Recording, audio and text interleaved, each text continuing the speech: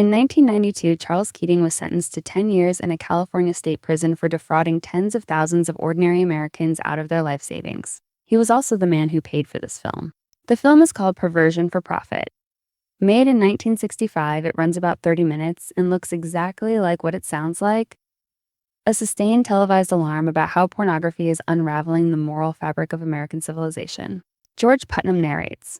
Putnam was a real television anchor in Los Angeles, the kind of broadcaster who delivers terrible news with the measured calm of a man who has already accepted what is coming. In this film, what is coming is the end of decency as he understood it. The film opens with a very specific claim. Pornography, Putnam says, is not merely offensive. It is a tool of subversion. The same wave flooding America with obscene magazines is connected, in the film's telling, to the collapse of Western moral order itself. The evidence is presented with great literalness. Putnam holds up magazine covers, describes their contents with grim precision, and then walks through the downstream effects: rising crime, rape, the corruption of youth. The tone is prosecution, not commentary. The film also claims that sexual permissiveness and communism share the same root. This was a common Cold War argument. The idea was that moral loosening was part of a deliberate Soviet strategy to weaken the American family from within. The film presents it as established fact. The organization behind the film was Citizens for Decent Literature, founded by Keating in Cincinnati in 1956. He was a lawyer, a former Navy fighter pilot, a devout Catholic, and he was completely sincere. Citizens for Decent Literature sent this film to churches, civic clubs, and school boards across the country.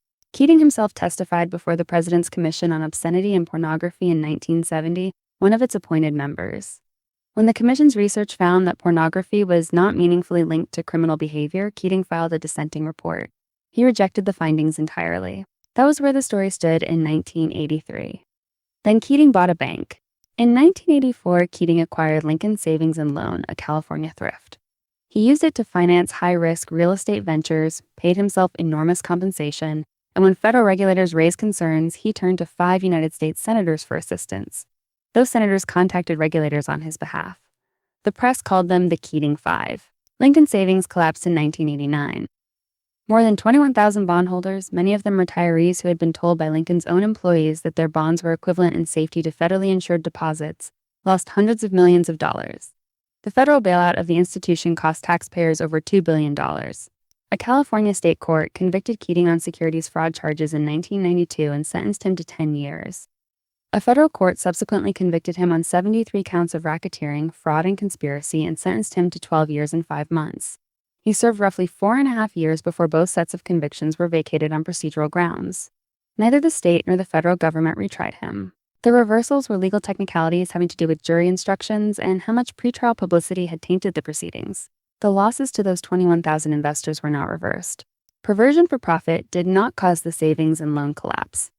Keating's ideology and his financial crimes lived in separate compartments of the same mind.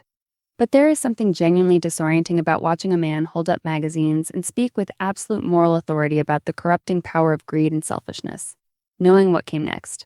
The film is now in the prelingerarchives and freely available on the Internet Archive. It is public domain. George Putnam's voice is as serious as ever. You can watch the whole thing in about 30 minutes and decide for yourself what to make of it. The Real Vault opens films like this one every week, things that were made in complete sincerity and now exist as something far more complicated. If that sounds like your kind of rabbit hole, follow the channel. There is a lot more in the vault.